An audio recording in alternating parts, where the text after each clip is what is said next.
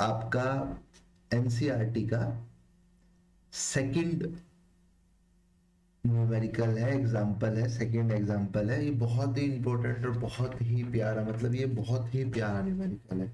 इसमें सिर्फ एक चीज आप बोल सकते हो कि ये न्यूमेरिकल एक तरह से आप इसको ना इनकम्प्लीट कह सकते हो, एनसीईआरटी में बाद में माना गया था, लेकिन यहीं पे देना था how much positive and negative charges is there in a cup of water.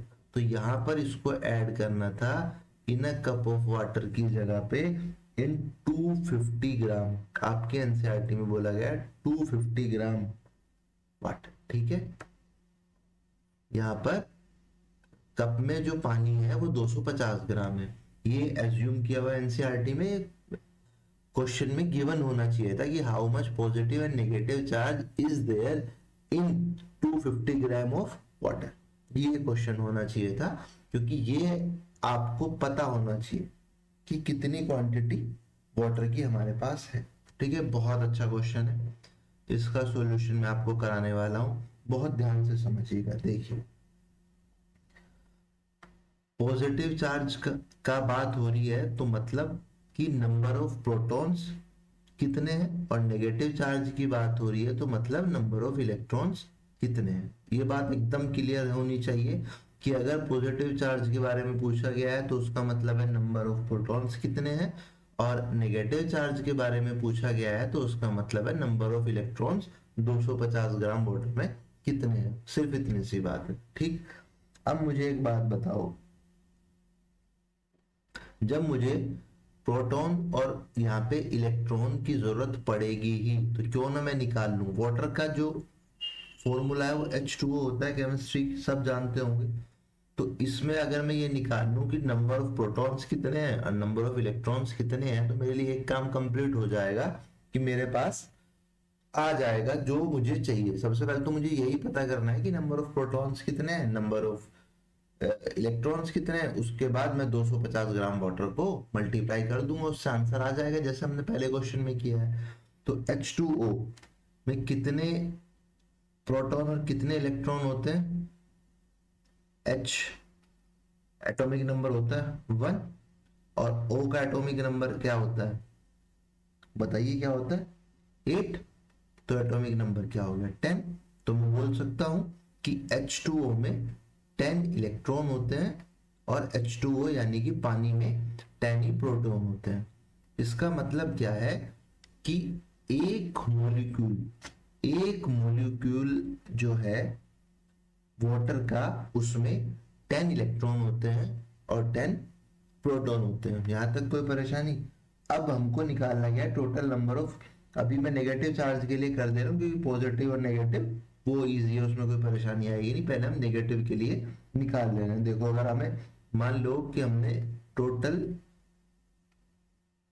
Negative charge find करना, ठीक, इन 250 ग्राम ऑफ वाटर, तो बहुत सिंपल क्या है कि मैं 250 ग्राम को मल्टीप्लाई कर दूं 10 इलेक्ट्रॉन से। भाई इलेक्ट्रॉन की वैल्यू रख दूं जैसे मैंने पहले लिखी थी 1.6 10⁻19 कूलम, आ जाएगा।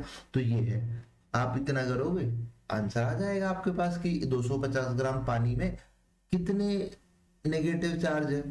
लेकिन हम कभी भी ग्राम को मल्टीप्लाई नहीं कर सकते क्योंकि ग्राम से कोई लेना देना नहीं है नंबर ऑफ इलेक्ट्रॉन्स का।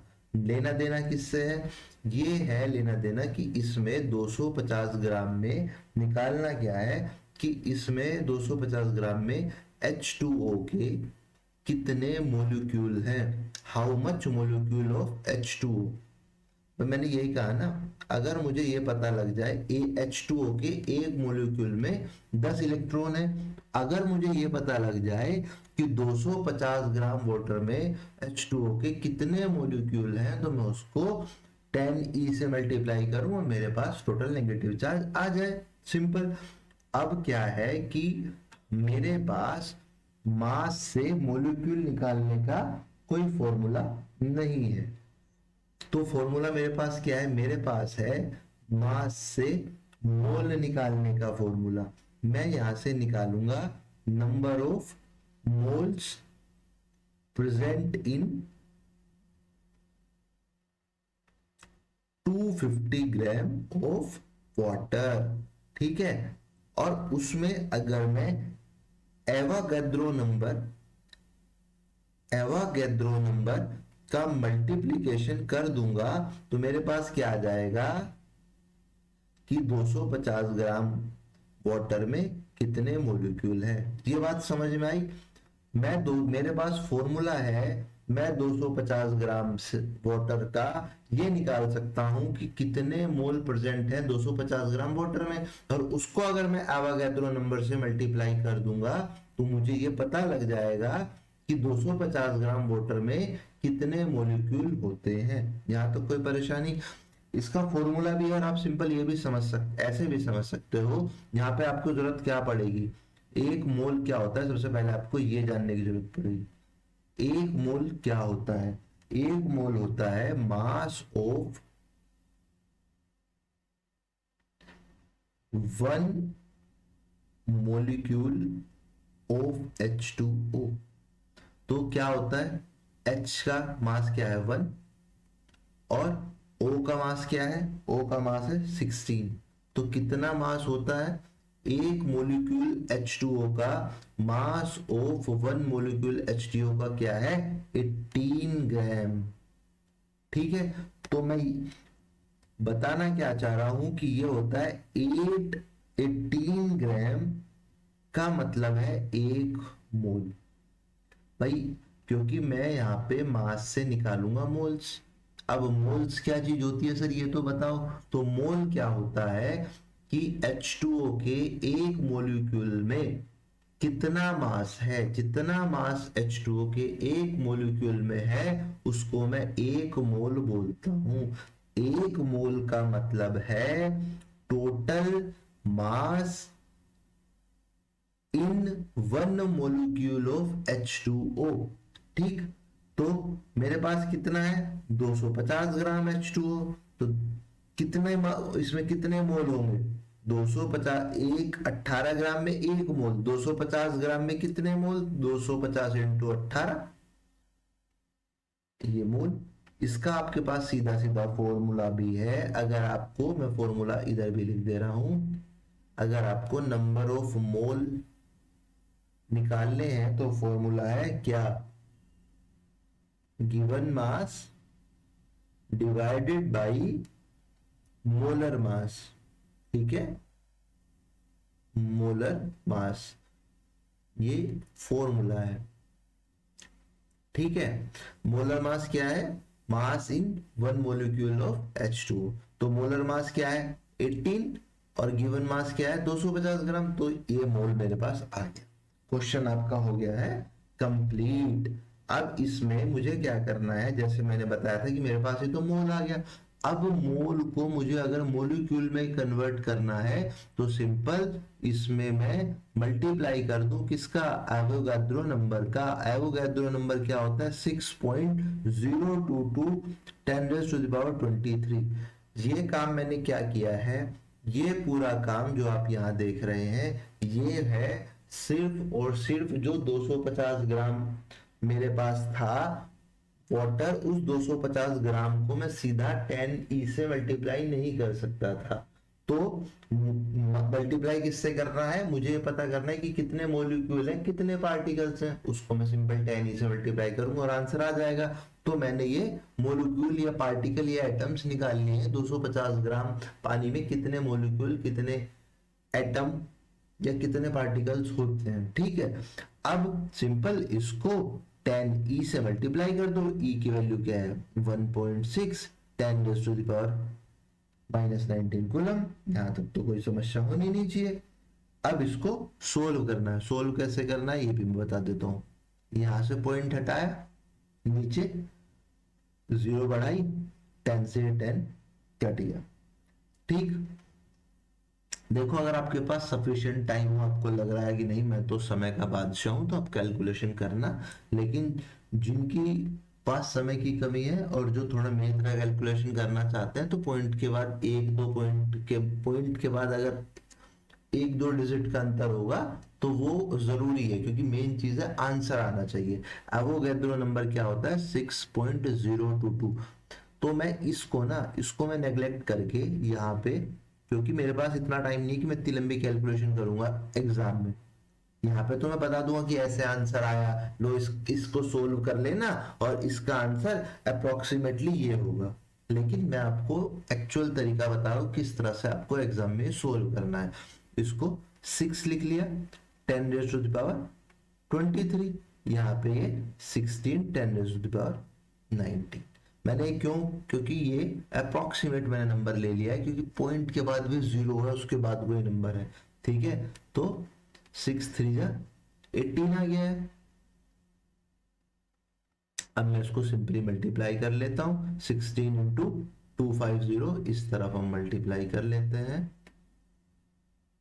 ये लाइन खींच देते हैं, 0 16 5 जा 80 और 16 2 जा 32 और 8 40, ठीक, डिवाइडेड बाई 3 और 10 टू द पावर 23 माइनस 19, क्या मैं 40 इंटू 3 और ये हो जाएगा 10 टू द पावर 4, और ये 2 जीरो भी मैं इसमें ऐड कर सकता हूँ, उसमें कोई परेशानी नहीं है। ये है, ये 4 इंटू 10 टू द पावर 3 तो है, मैंने 2 जीरो इसमें ऐड कर दी, यहाँ तक तो कोई परेशानी मुझे लगता नहीं है होनी चाहिए। आप इसको सोल्व कर लीजिए, 2 जीरो नहीं, मैं 3 ही जीरो ऐड कर देता हूँ, यहाँ तो छोटा नंबर है ना 4 से, अगर 4 से छोटा नंबर है तो मैं पूरी इसकी जीरो यहाँ से हटा देता हूँ और ये जीरो में यहाँ पे ऐड कर देता हूँ। भाई मैंने ये 4 इंटू 10⁻³ था, ये मैंने यहाँ पे ऐड कर दिया है, 23 में से 19 गए 4 और ये 3 जीरो मैंने यहाँ पे ऐड कर दी। अब 3 1 जा 3, 1 फिर 0 0 आ गए तो 3 3 जा 9, 3 3 जा 9, और ये तो ऐसे ही चलता रहेगा। तो 1.33 10 raise to the power 7 coulomb charge, negative charge. भाई नेगेटिव चार्ज है तो आप माइनस लगा दो, और पॉजिटिव चार्ज के लिए हम इलेक्ट्रॉन के लिए निकाल रहे थे तो यहाँ पे माइनस का निशान लगा दो।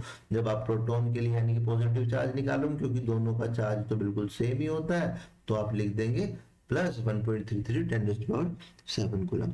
इस क्वेश्चन में क्वेश्चन हो गया है, ये आपका आंसर है।